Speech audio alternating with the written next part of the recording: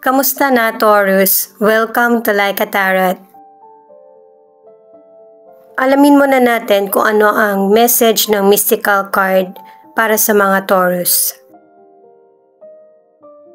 Angels and guides, please guide us. Ano ang reading para sa mga Taurus?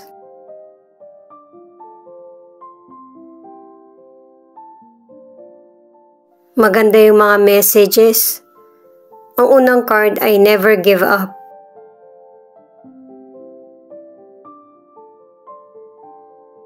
Ang ibig sabihin nito ay makakakuha ka ng message mula sa spirit guide mo sa mga songs, number, at saka praises. Maybe dahil sa may mga situation na nauulit sa buhay mo na hindi mo napapansin. Itong next card naman ay boundaries. Yung bang matuto ka din na pahalagahan yung sarili mo.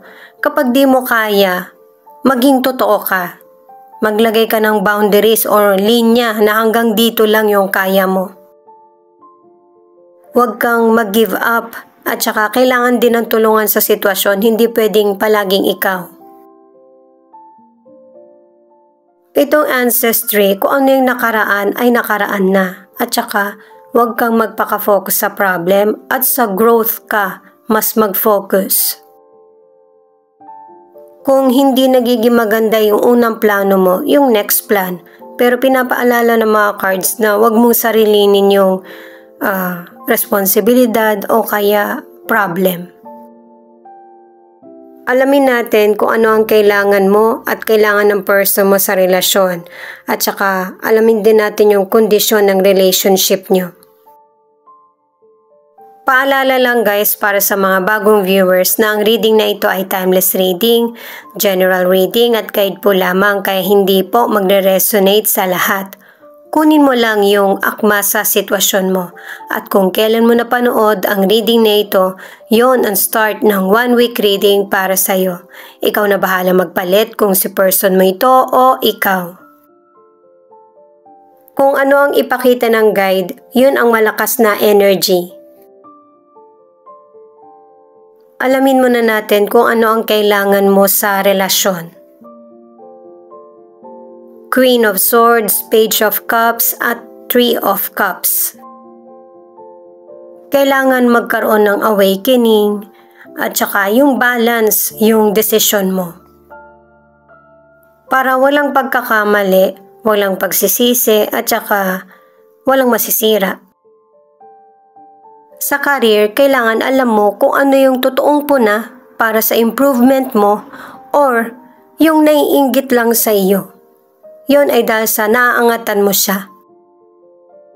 Sa mga naghahanap naman ng trabaho, makakatagpo ka ng trabaho na pangmatagalan na. Nakikita kasi nila na malaki yung tulong mo sa trabaho at malaki ang potensyal mo. Kahit yung mga katrabaho mo ay susuportahan ka. At saka sa career, ang kailangan pairalin ay yung pagiging professional kesa sa emosyon. Para sa mga single, ang ilang single kasi nagkakaroon ng kaguluhan sa pamilya mo. Maybe dahil sa hindi gusto ng mga tao sa paligid mo yung person mo. At ang ilang single, syempre yung mga taong mahal mo sa buhay ang pipiliin mo kesa sa sarili mong happiness. Pero hindi naman talaga yan yung totoong gusto mo. Kaya, ang sabi ng mga cards ay kailangan magkaroon ka ng totoong desisyon, yung kung ano yung gusto mo talaga. Lalo na sa mga single parent, yung pagtanggap ay unti-unti, kaya kailangan ng pasensya. Sa mga nasa relationship, huwag masyadong maging direkta ba or mapilit sa sitwasyon. Dalawang cards yung nagsasabi na merong positive result, yung pagtitiis mo at pag-unawa. Ang ilan magkakaayos, ang ilan naman ay magkakabalikan. Ito naman yung kailangan ng person mo. 5 of Pentacles, King of Swords, at King of Cups. Napaka-direkta nung sinasabi niya. Yung bang pangunawa, lalo na ang financial. At saka pareho din kayo ng card ng person mo na kailangan maging aware sa situation nyo. At saka hindi rin kailangan pairalin ng person mo yung emosyon. Kailangan niya maging fair sa bawat desisyon na gagawin niya. At saka dito sa card ng person mo, kung ano man ang problema sa financial, malalagpasan ito, hindi pang habang buhay. Kasi dalawang cards na yung nagsasabi na yung mga problems mo sa financial ay masusolusyonan. At saka yung problema mo sa career man or negosyo ay mareresolbahan. Dahil sa ang ilan sa inyo nakaranas ng paghihirap, hindi ka magdadamot sa kapwa mo. Magsishare ka ng blessings mo pero kailangan limitahan mo din ito. Kung ano man ang negatibo na nangyari sa financial sa nakaraan, lesson ito na para hindi mo na ulitin. Single ka man or nasa relationship, maybe ikaw ito or pareho kayo ng person na single parent.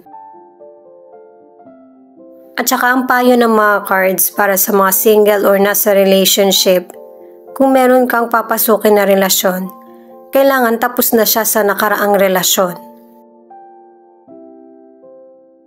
At importante rin na naipapaliwanag mo yung situation mo sa pamilya mo. Lalo na kung yung person mo ay merong naging anak sa nakaraan. At saka itong person mo may pagka-sensitive, may pagka-masikreto, at saka mapagmahal din siya na person, lalo na sa mga anak niya.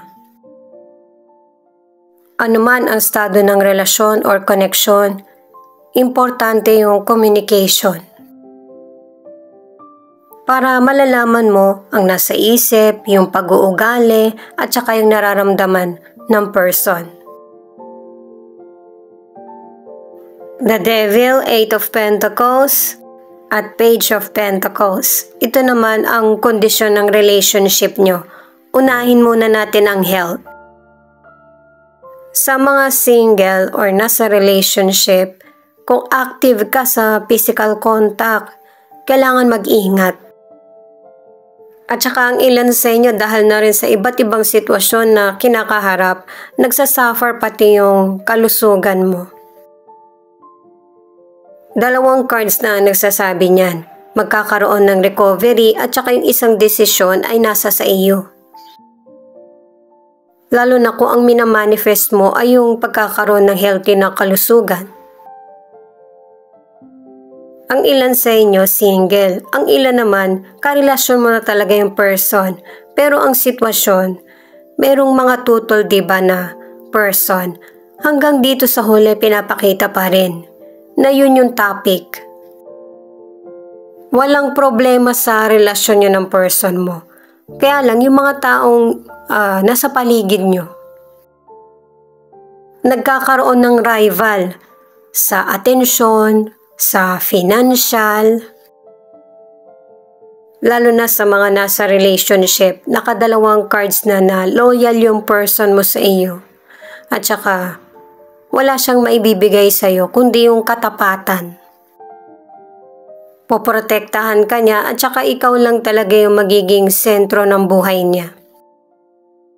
Dalawang cards na yung nagsasabi niyan na pareho kayo ng person mo na nagsusumikap na maging secure at stable ang relationship nyo. Pero ang ilan sa inyo, single ka man or nasa relationship, meron talagang person sa paligid mo na mapanlin lang. Kaya nagkakaroon ng issue sa tiwala or pagdududa. At saka single ka man or nasa relationship, ang importante ay yung connection or relationship nyong dalawa. Hindi yung mga taong nasa paligid nyo. At kapag may problema, kailangan pareho nyong pag-isipan kung ano yung nararapat at saka patas. At saka isa sa inyo ng person mo ang nagpapakita ng katatagan at ang isa naman ay nangunguna ang emosyon. Ang angel number mo ay 5. You should be optimistic and open to learning new things and embracing change. Kailangan din ng pasensya at saka paghihintay, balanse, kapayapaan at saka yung sikapin na maging close sa mga bagong nakikilala.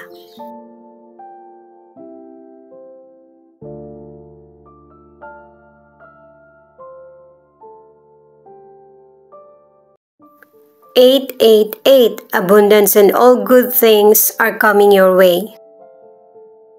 Hindi lang yan patungkol sa finansyal, sa karir mo or negosyo. Patungkol din yan sa nararamdaman mo. At saka ipinapakita rin na ang ilang Taurus ay willing na i-let go yung mga negatibong nangyayari or sitwasyon sa buhay. Positibong aksyon, kaisipan, syempre positibong resulta din ang darating. At saka base sa mga cards, merong person na magsasabi ng totoong feelings niya kung ano yung nararamdaman niya sa sitwasyon. Medyo matagal pa bago magkaroon ng acceptance. Pero syempre kayo yung magdadala kaya maging mature sa sitwasyon. Marami nga po palang salamat sa mga nag-like, share, comment, and subscribe. Ingat po kayo palagi. Itong additional card para sa clarity ay The Hermit. Bago magkaroon ng desisyon, pag-isipan mo munang mabuti kasi yung magiging final decision mo, yan yung may malaking impact sa sitwasyon. Kailangan na alamin yung katotohanan at saka intensyon. Itong 10 of Cups, naka-2 cards ka na merong person na magbabalik or pwedeng ikaw ito na magkakaayos kayo ulit ng person mo. Kasi nasubukan mo yung loyalty niya.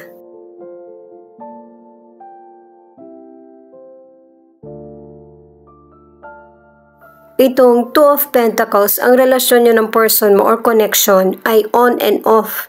Kasi mas naaapektuhan yung emosyon ng person, nai-stress siya. Nandoon yung kagustuhan, yung love na nararamdaman pero nahihirapan talaga siyang balansehin yung situation na nangyayari sa inyo. Ikaw yung magdadala ng positibo sa buhay mo kaya kung hindi kaya ngayon, huwag ipilit ang sitwasyon.